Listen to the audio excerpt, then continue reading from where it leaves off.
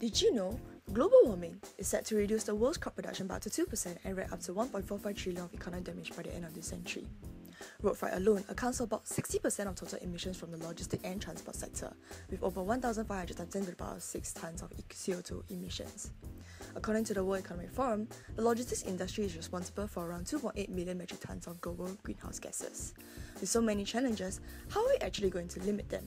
Let me introduce to you the topic for today, green logistics. In a nutshell, green logistics is an attempt to measure and minimize the ecological impact of logistic activities.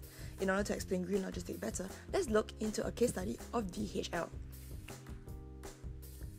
Let us look into the delivery process of package to understand how DHL exemplifies green logistics. In DHL, goods received from customers will be packaged for transportation. DHL employs environmentally friendly containers that are made of hardboard mud, reducing the container weight by half. This special container can be reused up to 100 times before being retired. Next, the packaged goods will be stored in a warehouse to be arranged for transport and delivery. DHL replaced all the regular light bulbs with green light bulbs and installed motion sensors to electric lighting systems.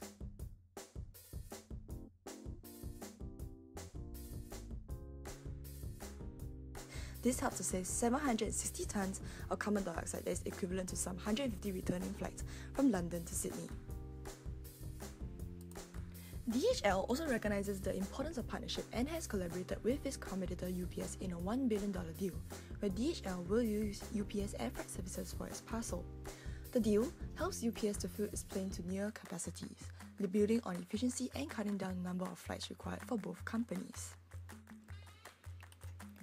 On the road, DHL trucks employ technological advancements such as GPS systems and traffic data.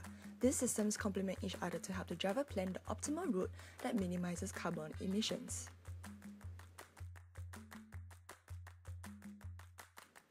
To further show its commitment to greening its logistics process, DHL has drawn up a long-term plan and envisioned to improve carbon efficiency by 30% by 2020.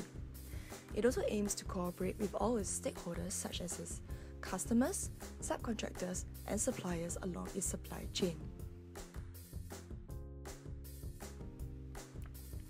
More notably is DHL's unique service known as Carbon Neutral Service.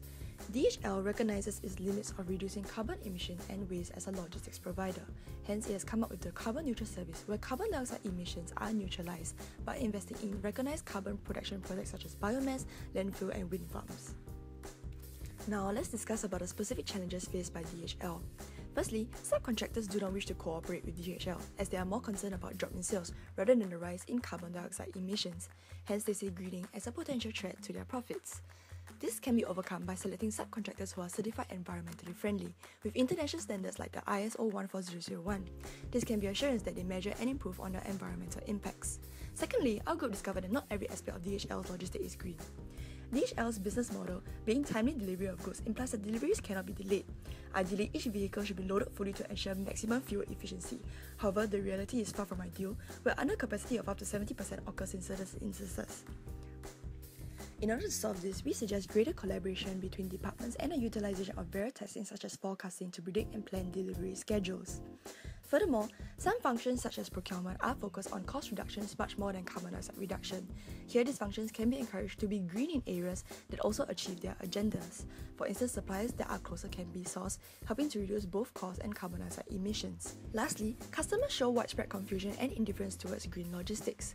Research reveals that companies often interpret and execute carbon accounting guidelines differently, which causes inconsistency in reporting. This leads to customers becoming puzzled.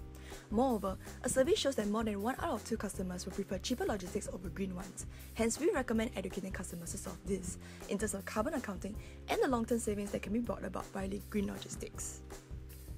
Despite numerous efforts, was DHL really being green? We will let you decide, is green logistics a fact or a fad?